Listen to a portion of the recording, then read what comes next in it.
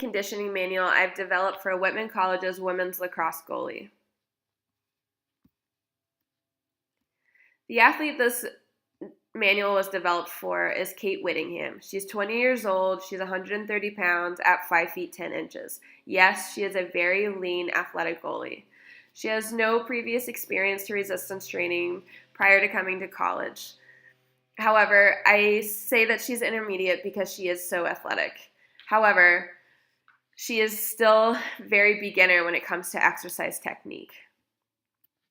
This is going to be important throughout the off season for Kate to really focus on form and technique and stability throughout her exercises before increasing her weight training as we get into the off season, closer into the preseason and the season. Kate has no previous injuries. However, she does have a varus knee structure, and this is going to be very important in her training as it increases her likelihood for ACL injury. I also have Kate participate in several tests throughout the year to set benchmarks so that she can know how she's improving throughout the season. I've included the nutritional demands for Kate because I think nutrition is such an important component to her resistance training, and especially in collegiate athletics, athletes are not always aware of what their body is actually needing to help either maintain or improve performance.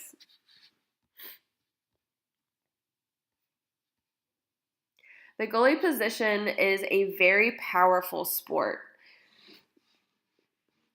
It primarily uses the phosphagen energy system, so there are a lot of short explosive movements coming in and out of the goal, reacting to the ball, going for the ground ball out of the crease, even playing defense. And despite the little work that Dr. G seems to think goalies actually do in the game, assisting a goalie in preparing for this explosive, powerful position can really make or break any lacrosse game. And by failing to prepare the goalie, you're only preparing to fail. So this is just a little description of the actual mesocycle. And the training cycle is undulating. So every 4 weeks, we'll see a download week. And up until then, we are increasing the intensity a little bit each week with moderate volume. Because Kate does have a varus knee structure, increasing her risk for knee injury, this structure typically increases the abduction loading around the knee. And in order to help reduce knee injury, we will emphasize the importance of strengthening the co-contracting muscles involved with the knees, such as the quads and the hamstrings. However, we will also focus on technique and stability, like I said earlier, up until the point of this portion of the mesocycle.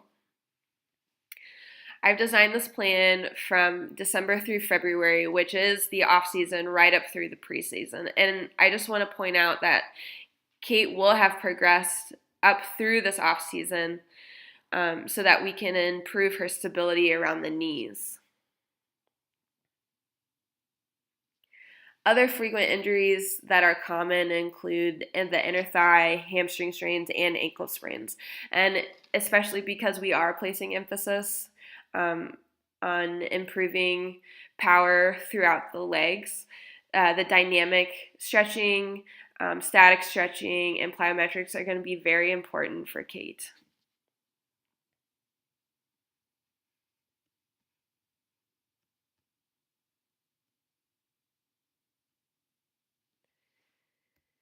For this portion of the needs analysis, the phosphagen level is very high, 75%, and I've included additional analyses and considerations because these small-sided reaction drills, reaction is obviously a huge component to the goalie position, and improving power is only going to help improve her reaction.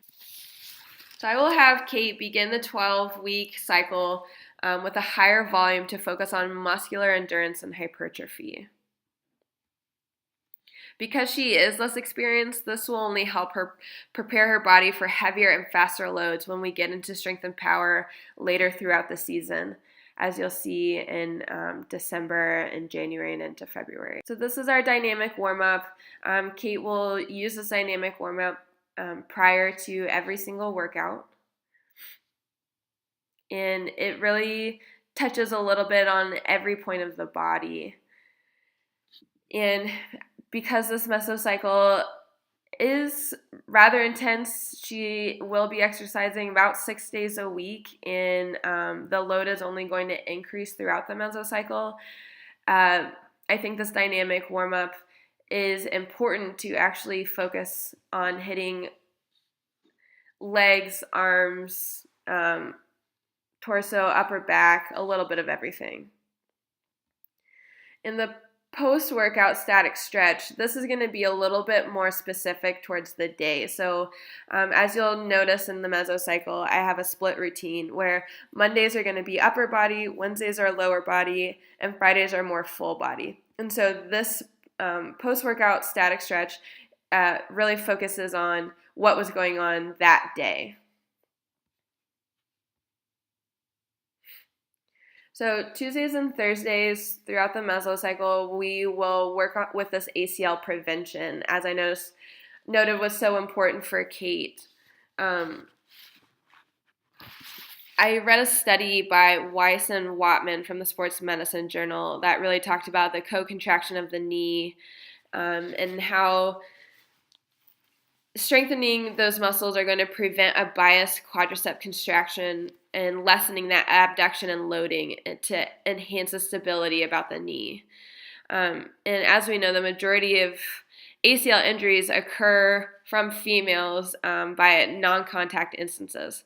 And by incorporating the dynamic warm-up in these ACL prevention exercises, agility exercises around the resistance training program, we're using sport-specific movements to strengthen these muscles and fire the neural adaptations to help facilitate the surrounding knee joint areas that are prone to injury.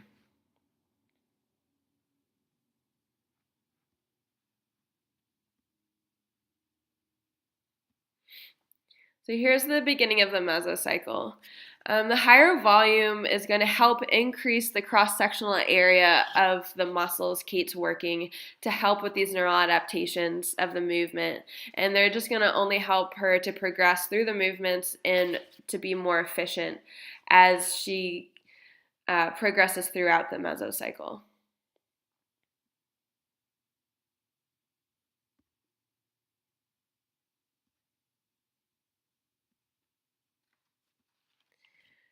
So as we go through the weeks here, we come to the fourth week. This is our downloading week where we've dropped the intensity, increased the volume a little bit, but we're really allowing the body to still be active, but resting to prepare for the following weeks.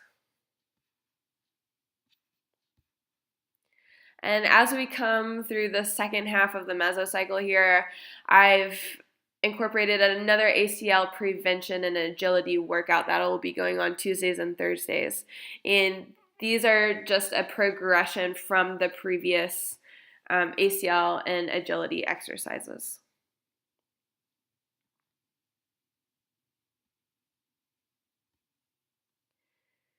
Week 7, and as we go throughout the mesocycle, and we're getting closer to the season, I've also included the plyometric. So this is going to be 3 days a week, and this also goes along with the split routine. So they are going to be lower intensity, but it also helps with keeping the other areas of the body active for that peak performance right up until the season. So as you know, Monday was the upper body, so in the resistance training. So for the plyometrics, Monday is going to focus on low intensity, lower body. And for Wednesday, it would just be the opposite. So for the plyometrics, focusing on the upper body, and then Friday is full body. And then there's weeks 8 through 12, and that's my mesocycle. Or that's my manual.